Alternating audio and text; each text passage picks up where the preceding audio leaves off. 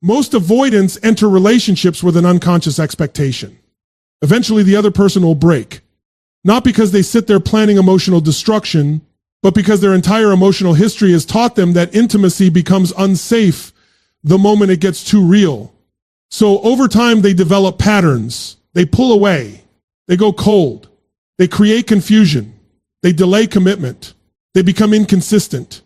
And in many cases, they subconsciously expect the other person to respond in predictable ways: emotional chasing, panic, over-explaining, begging for reassurance, or fighting harder for connection.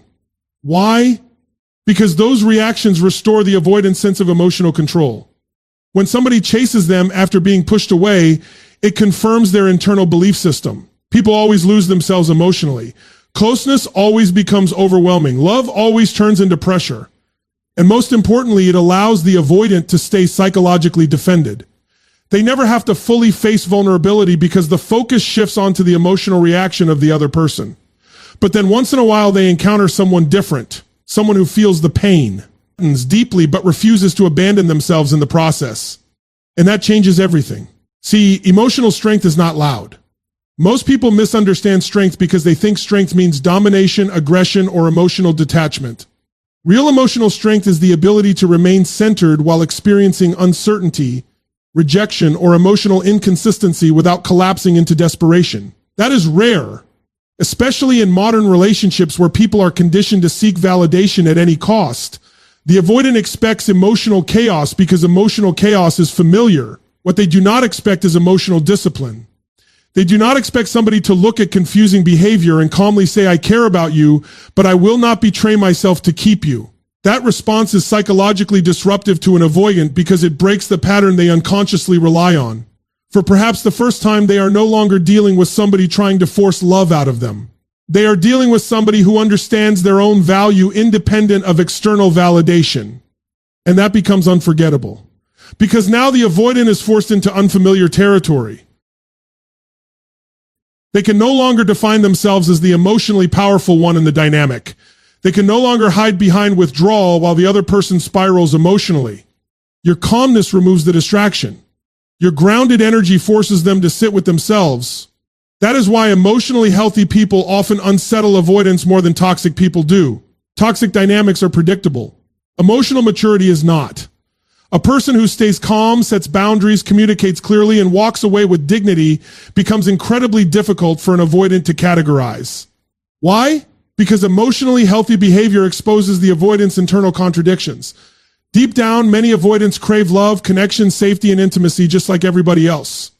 But they also fear the vulnerability required to maintain those things.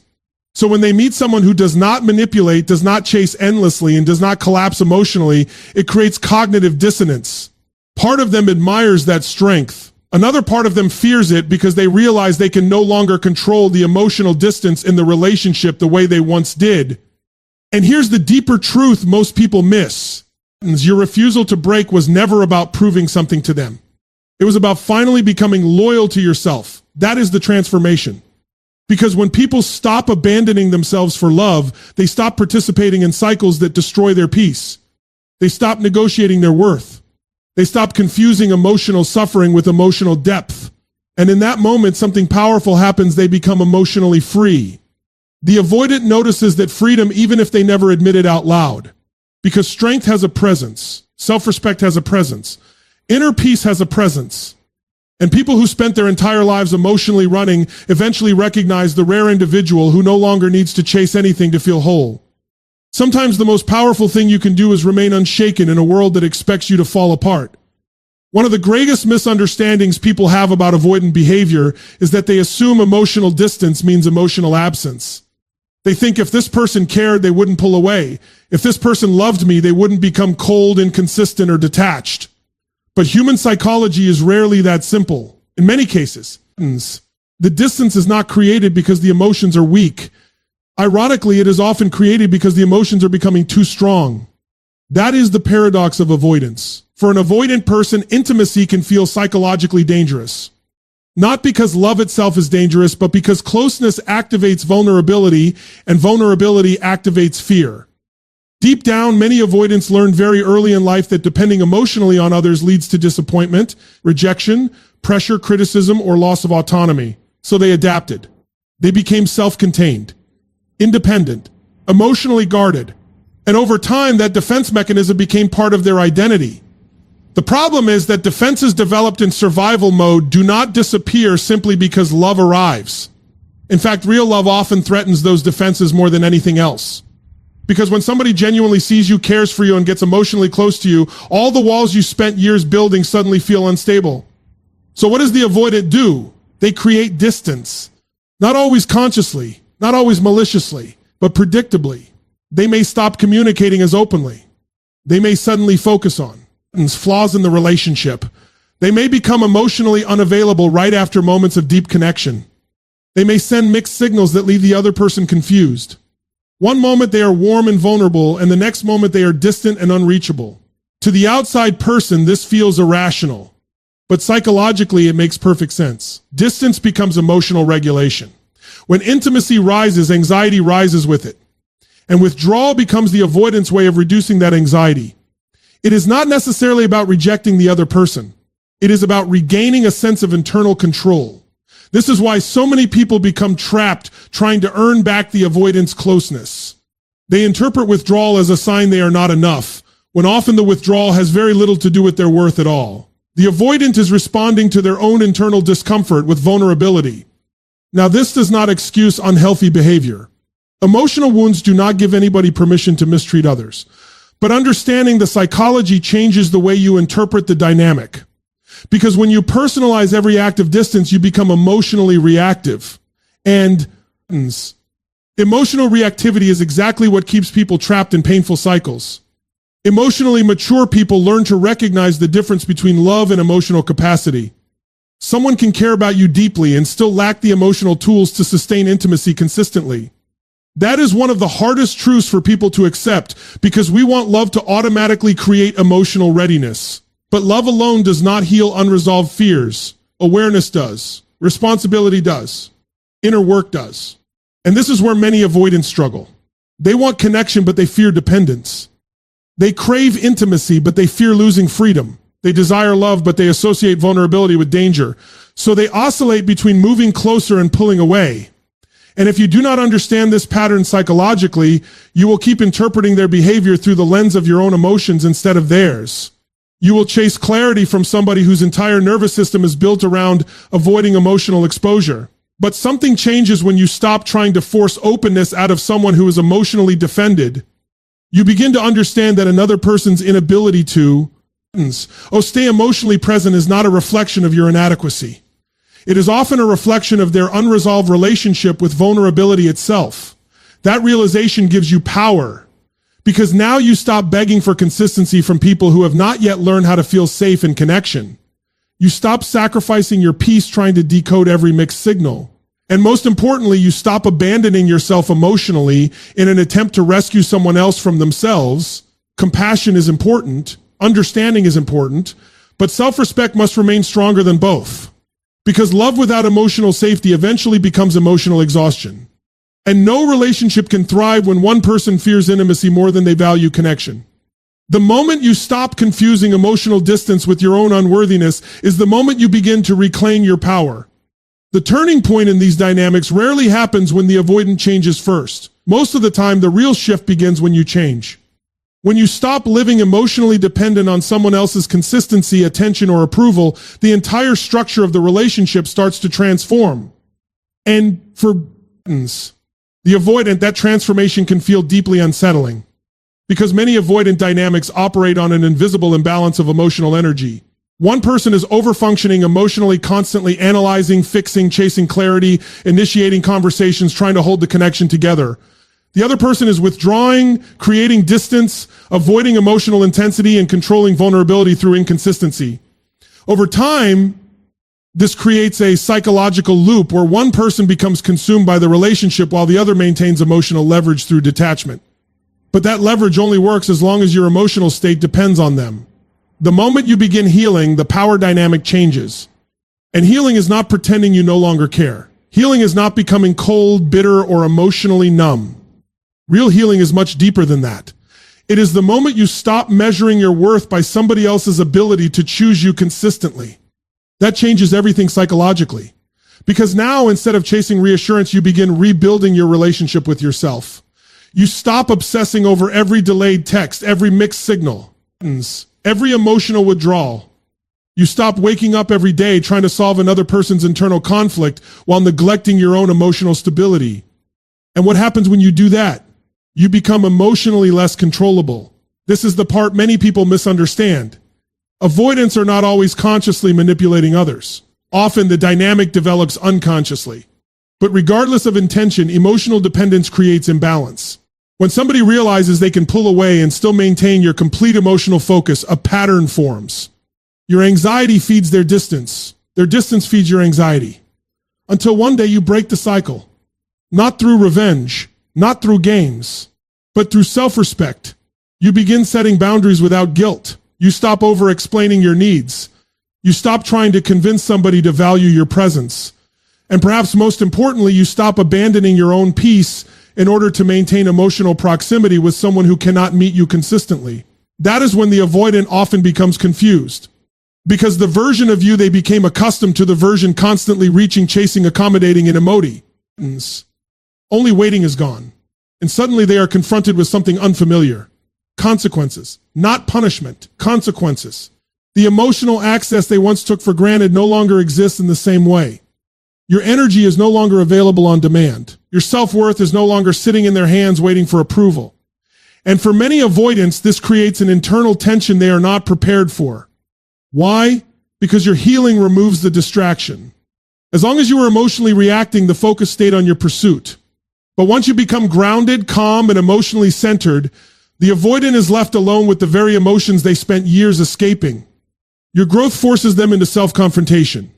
And self-confrontation is uncomfortable for anybody who built their identity around emotional avoidance. For the first time, they may begin to realize that your loyalty was not weakness. Your patience was not desperation. Your love was not something endlessly guaranteed.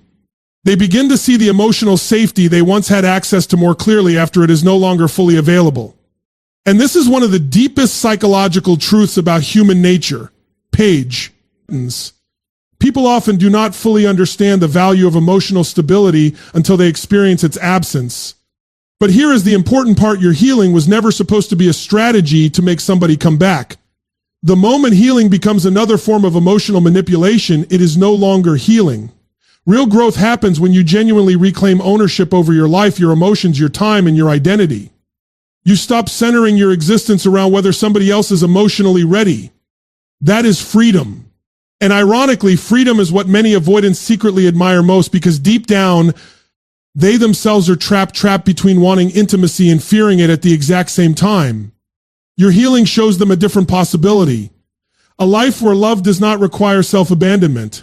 A life where emotional depth can exist without emotional chaos. A life where peace becomes more important than emotional survival patterns. And whether they admit it or not, that kind of transformation leaves a permanent impression. Because the strongest person in the room is rarely the one controlling others emotionally. It is the one who no longer needs to. One of the psychologically disruptive experiences for an avoidant person is encountering someone who does not chase them. Because most avoidant patterns are built around a cycle they understand very well. Emotional distance creates pursuit. The more they pull away, the more the other person reaches for reassurance, clarity, affection, or connection. And over time, that cycle becomes emotionally familiar to both people involved. The avoidant withdraws. The other person pursues. The tension temporarily resolves. Then the cycle repeats. For many people, this dynamic becomes mistaken for passion. But in reality, it is often anxiety interacting with avoidance. One person fears abandonment, the other fears vulnerability, and together they create emotional instability that feels intense but rarely feels peaceful. Now here's what becomes fascinating psychologically. Avoidants often expect pursuit because pursuit reinforces their internal worldview. It confirms the idea that relationships eventually become emotionally demanding, that people become overwhelming. That intimacy leads to pressure, expectations, and loss of freedom. So when someone chases harder after being pushed away, the avoidant unconsciously feels validated. This is what always happens. This is why I need distance. Stop it. Then occasionally they meet somebody who responds differently. Someone who feels the disappointment. feels the emotional confusion, feels the pain, but still refuses to lose themselves inside the dynamic. And that changes the entire emotional equation. Because now the avoidant can no longer predict the outcome. Instead of emotional pursuit, they encounter emotional stability. Instead of panic, they encounter self-respect. Instead of endless chasing, they encounter boundaries. That is rare, especially in a culture where people are taught to equate persistence with love. Many individuals believe that if they just explain more, love harder, sacrifice more deeply, or remain patient long enough, they will find that their relationship will grow stronger and more meaningful. They can eventually convince someone to become emotionally available. But human beings do not heal through pressure. Emotional readiness cannot be forced through devotion. And emotionally mature people eventually recognize this. So rather than fighting for emotional crumbs, they step back with dignity. Not because they stopped caring, but because they started caring about themselves too. That distinction is critical. Walking away from unhealthy dynamics is not always an act of anger. Sometimes it is an act of psychological clarity. It is the realization that love cannot survive where emotional accountability does not exist. It is understanding that constantly chasing someone who fears intimacy will eventually destroy your own sense of inner stability. And this is the moment avoidants often become internally conflicted, because they are used to being pursued after withdrawal. They are used to their distance increasing another person's emotional investment. But when somebody calmly accepts the reality of the situation instead of resisting it, the avoidant loses the emotional framework they depended on. Suddenly, the silence feels different. The absence of pursuit creates space for reflection. And reflection is uncomfortable for people who spend most of their lives avoiding uncomfortable emotions. For perhaps the first time, they are forced to confront a painful possibility. The person they pushed away may actually be moving forward emotionally instead of remaining trapped in the cycle. That realization can trigger confusion, curiosity, regret, or even anxiety. Why within the avoidant? Because deep down, many avoidants do not expect emotionally healthy detachment. They expect emotional dependency. And when dependency disappears, something important becomes visible. Your value, not performative value. Not value based on how much you sacrifice, but value rooted in self-respect, emotional balance, and inner confidence. See, emotionally grounded people understand a truth that changes their lives. Chasing someone endlessly does not create intimacy. It often destroys dignity. Real connection requires mutual emotional participation. Without that, one person becomes emotionally exhausted while the other remains emotionally defended. So when you stop chasing, you are not playing games. You are stepping out of emotional survival mode. You are refusing to participate in a dynamic that requires you to abandon your own peace just to maintain temporary connection. And ironically, that is often the moment the avoidant begins seeing you more clearly. Not because you manipulated them, not because you became unavailable, but because you finally demonstrated emotional wholeness independent of their validation. That kind of energy is unforgettable because it reflects something most people spend their lives searching for: inner stability. And people who live in emotional avoidance are often deeply impacted by the rare person who teaches them. Without words, that love should never require the loss of yourself. Sometimes the most powerful statement you can make is walking away without hatred, without chaos, and without losing your dignity in the process. There is something profoundly uncomfortable about encountering a person who refuses to become bitter after pain. Most people expect heartbreak to create destruction. They expect betrayal to create revenge, emotional collapse, resentment, or endless fixation. So when someone experiences emotional disappointment and still chooses growth, discipline, healing, and self-awareness, it has a powerful psychological effect on everyone around them, especially on an avoidant person. Because your strength becomes a mirror. And mirrors are difficult to face when you have spent your life avoiding certain parts of yourself. See, avoidants are often highly skilled at emotional compartmentalization. They know how to suppress feelings, rationalize distance, stay busy, distract themselves, or maintain emotional control by limiting vulnerability. On the surface, this can make them appear unaffected, calm, detached, independent. But emotional suppression is not emotional resolution. Feelings that are avoided do not disappear. They remain beneath the surface, influencing behavior, relationships, and identity in ways people do not always consciously recognize. This is why emotionally grounded people can become deeply confronting to avoidance. Because your healing exposes what is possible. When you continue growing instead of chasing, when you maintain your peace instead of collapsing into emotional chaos, when you transform your pain into wisdom rather than bitterness, You unintentionally challenge the avoidant's entire emotional framework. Your behavior raises a silent question they may not know how to answer. If they can face pain directly and still remain open-hearted, why have I spent my life running from vulnerability? That is where the mirror effect begins. And understand something important: this has very little to do with perfection. Emotionally strong people are not people who never hurt. They are people who stop allowing pain to define their identity. Feel deeply, but they refuse to become imprisoned by emotional wounds. That distinction matters because avoidants often associate vulnerability with losing control. They fear that fully feeling emotions will overwhelm them, consume them, or expose weakness they do not know how to manage. But then they encounter somebody who proves the opposite. They encounter someone who experiences heartbreak yet becomes wiser. Someone who experiences rejection yet becomes more grounded. Someone who experiences disappointment yet still chooses dignity. That creates psychological tension because it challenges the avoidant's belief that emotional distance is the only path to safety. And perhaps for the first time, they begin realizing that their avoidance may not actually be protecting them. It may be limiting them. This is why growth can become more impactful than confrontation ever could. Many people believe transformation happens through arguments, emotional ultimatums, or forcing someone to finally understand what they lost. But real transformation rarely comes from pressure. Human beings change when reality becomes impossible to ignore. And sometimes the clearest reality an avoidant can experience is witnessing the person they underestimated evolve beyond the cycle entirely. Your resilience forces reflection, not because you demanded it, but because authenticity naturally reveals illusion. When someone watches you reclaim your confidence, rebuild your life, strengthen your boundaries, and reconnect with your own purpose, it disrupts the narratives they once used to justify emotional distance. They can no longer reduce you to too emotional, too needy, or too much because your growth demonstrates emotional stability they themselves may still be struggling to achieve internally. And this is where avoidants often encounter one of the hardest emotional truths of all. The qualities they feared most in intimacy were often the exact qualities they needed for healing: consistency, trust, openness, emotional honesty, safe connection. But unresolved fear caused them to resist the very things capable of transforming them. Now, whether they consciously admit this or not is another matter entirely. Some avoidants never verbalize these realizations because acknowledging them requires vulnerability.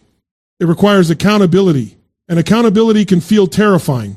Yin to someone whose identity was built around emotional self-protection.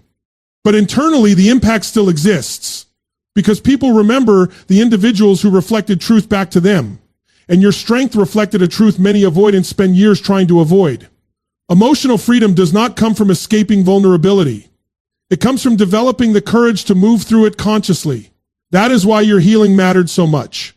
Not because it made you win, not because it made someone regret losing you, but because it broke the illusion that pain must turn a person cold in order to make them strong. Real strength is softer than people think, calmer than people think, more disciplined than people think. And sometimes the most transformative thing you can do is become living proof that suffering can create wisdom instead of emotional walls. At the end of all of this, the greatest transformation was never really about the avoidant person at all. It was about you. It was about the moment you stopped organizing your emotional life around someone else's inability to fully meet you. Because that is the trap so many people fall into. They become so consumed with being hosen that they forget to choose themselves. And the cost of that is enormous. When people abandon themselves emotionally, they slowly disconnect from their own intuition, boundaries, identity, and inner peace. They start tolerating confusion in places where clarity should exist. They normalize inconsistency. They convince themselves that suffering is proof of love. And over time, they lose contact with one of the most important psychological truths a human being can understand. Love should expand your sense of self, not erase it. That realization changes everything. Because eventually, if you grow enough, you stop asking, how do I make this person love me correctly? And you start asking a far more powerful question. Why am I willing to betray my own emotional well-being just to maintain connection? That question creates awakening. And awakening is uncomfortable because it forces honesty. It forces you to confront the ways you may have confused attachment with love, emotional intensity with compatibility, longing with destiny. Many people spend years trapped in emotional cycles because they are addicted to the hope of eventual validation. They believe if they can finally be understood, finally be prioritized, finally be chosen consistently, then they will feel whole. But wholeness does not come from another person's approval. It never has. Real confidence is internal. Real peace is internal. Real worth is internal. Healthy relationships can reflect those things back to you, but they cannot create them for you if you do not already believe them yourself. And this is where true emotional maturity begins. Not when you stop loving people, not when you become emotionally guarded, but when you stop sacrificing yourself in the pursuit of unavailable love. Because the truth is, no connection, no matter how intense, is worth losing your emotional stability, your dignity, or your sense of self. Relationships are supposed to deepen your life, not consume it. And once you fully understand that, you stop chasing people who repeatedly show you they are unwilling or unable to meet you with consistency, accountability, and emotional presence. That is not bitterness. That is wisdom. There is a profound difference between giving love and abandoning yourself for love. One comes from abundance. The other comes from fear, and many people stay trapped in pain. Dynamics because they are terrified that walking away means failure. But sometimes walking away is the first truly healthy decision a person has made in years. Because walking away can mean, I finally respect myself enough to stop accepting less than I deserved. I finally trust my own value without needing external reassurance. I finally understand that peace matters more than emotional chaos. That is power. And ironically, this is often the stage where avoidants begin seeing you differently. Not because you became more available to them, but because you became more available to yourself. You stopped waiting emotionally. You stopped placing your life on hold while hoping somebody else would become ready. You reclaimed your energy, your focus, your identity. That energy is transformative because people can feel when someone no longer operates from emotional lack. And perhaps the deepest philosophical truth in all of this is that freedom begins the moment you stop needing another person to become different in order for you to feel complete. Read that again carefully. Freedom begins when your peace no longer depends on controlling, fixing, rescuing, or changing somebody else. That is emotional independence, not coldness, not detachment, but inner stability. The ability to love deeply without losing yourself. The ability to walk away without hatred. The ability to accept reality without collapsing emotionally. Most people never fully develop that level of emotional discipline because it requires radical self-awareness. It requires confronting loneliness, attachment, fear, and identity, honestly, instead of escaping into distraction or dependency. But once you reach that place internally, relationships stop becoming emotional survival strategies and start becoming conscious choices. And that is the ultimate victory here. Not making someone regret losing you. Not proving your worth. Not winning the relationship. The real victory was becoming someone who finally understands that their value was never up for negotiation in the first place. Because the moment you choose yourself fully, you stop begging the world to do it for you. So when you step back and look at this entire journey, you begin to realize something profound. This was never simply a story about an avoidant person. It was a story about emotional awakening, about what happens when someone finally stops abandoning themselves in order to hold on to a connection that continuously demanded their peace as the price of love. And that realization changes a human being forever, because at first the pain feels personal. You analyze every mixed signal, every withdrawal, every moment of emotional distance. You wonder what you lacked, what you could have done differently. You keep believing that if you love harder, stay longer, explain yourself better, or remain patient enough, eventually the walls will come down. But life teaches a deeper lesson. You cannot heal someone by destroying yourself in the process. And the moment you truly understand that, your entire relationship with love begins to evolve. You stop romanticizing inconsistency. You stop confusing emotional turbulence with emotional depth. You stop measuring your worth by somebody else's capacity to receive love.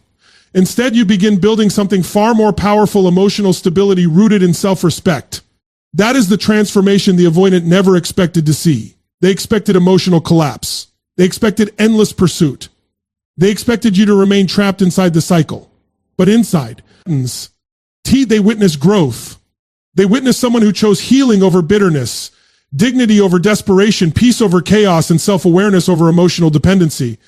And whether they fully admitted it or not, that kind of strength leaves a permanent impact because emotionally grounded people become mirrors. They reflect truths others spend years trying to avoid. But the greatest truth revealed here is not about them. It is about you finally understanding that love was never supposed to cost your identity. Real love does not require you to shrink yourself emotionally just to maintain connection. It does not force you to betray your intuition, ignore